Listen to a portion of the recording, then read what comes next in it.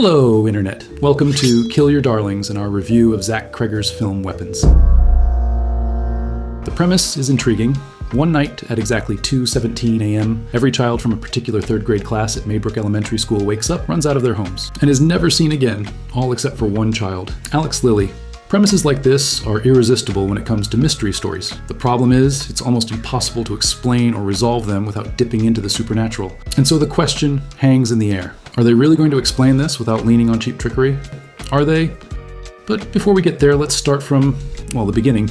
The story opens with the narration of a child telling us this is a true story, something we've seen before in the Coen brothers' Fargo, parenthesis open.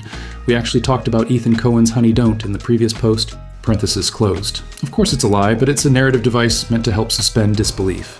Basically, I'm about to tell you a story so absurd that I'd better swear it's true first, just in case it scrambles your brain a little. Well, not mine, darling.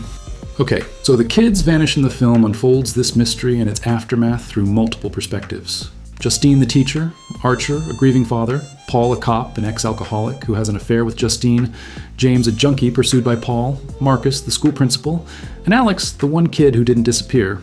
That's one of the film's strengths. All the stories are cleverly intertwined. They keep things moving and hold the viewer's attention. But sometimes it falls back on cliches that only exist to make audiences jump in their seats without adding a shred of elegance.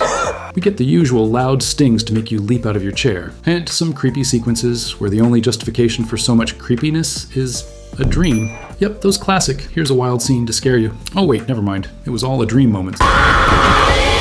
And then there's this figure that pops up now and again without explanation. At first I thought it was a killer clown. Turns out it's something way scarier. An old aunt who moves into your house. And of course, halfway through we discover this Aunt Gladys is the one who caused the kid's disappearance and is behind all the sinister goings-on in the little town of Maybrook. This old aunt, dressed up like a deep web clown, is a parasite. She's like the cordyceps fungus infecting and controlling her victim's behavior. Fittingly, Principal Marcus and his boyfriend happen to be watching a cordyceps documentary right before she knocks on their door.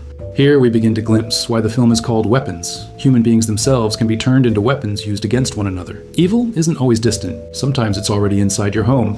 And so the mystery unravels. Gladys is dying, and she needs to take control of the children in order to somehow, the film never really explains how, keep herself alive. In short, she's a big selfish witch who uses dark rituals and parasitic witchcraft to feed on people and dodge death. Which brings us back to the question we asked at the start. Will they explain all this mystery without resorting to supernatural powers? No, of course.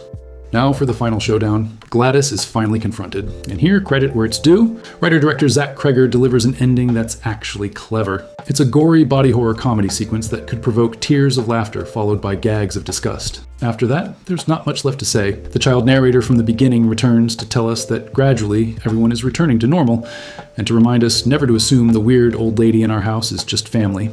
I mean, that in the end, good always triumphs over evil. To wrap it up, it's worth saying that the film is smart and genuinely fun to watch. Sure, it could have ditched a few cliches, like the loud sound stings and those scary sequences that turn out to be dreams, but overall, Weapons is definitely worth the cinema ticket, or at the very least, a click on your streaming service. That was our review of Weapons. If you liked it, disagreed with it, or just fancied trying out some witchcraft on the creators of this channel, leave us a comment. Don't forget to like, subscribe, and help our channel grow. Until next time, and remember, never get too attached to your favorite Aunt Gladys.